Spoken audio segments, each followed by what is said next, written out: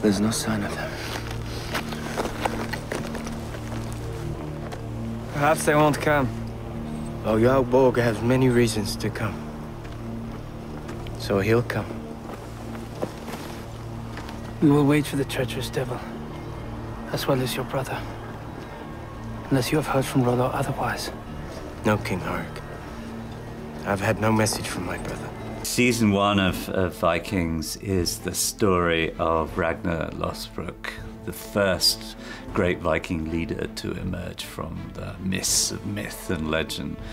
So we know he was a real guy, and we know that he had at least 2 wives, but the wife that we meet in season 1 is Lagertha, Shield Maiden, and his 2 children. And it's very much, at one level, a story about a man, his family, his love for his wife and children, his difficulties with his brother. And season 2 begins with the action. You see the 2 brothers facing off against each other on the battlefield.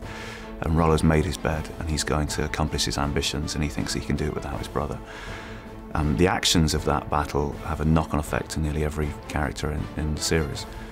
Some of them won't come out alive.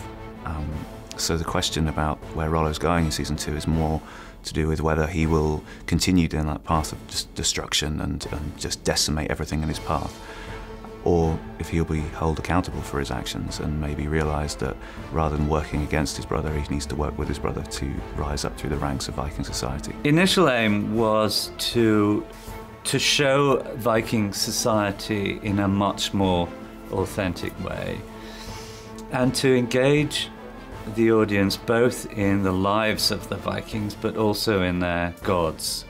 And I thought that the second part of that would be the most problematic. The one thing about the brothers is that Ragnar is very mercurial. He questions the gods. He asks them awkward questions.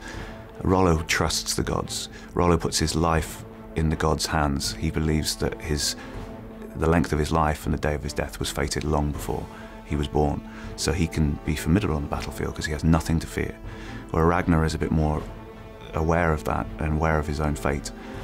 So when you get 2 brothers fighting and they know each other's strengths and weaknesses, I think there's one person Ragnar doesn't want to fight against, is his brother. You may not be able to trust Rollo, but you definitely don't want him in the other corner. Shield wall! Shield wall! Spears!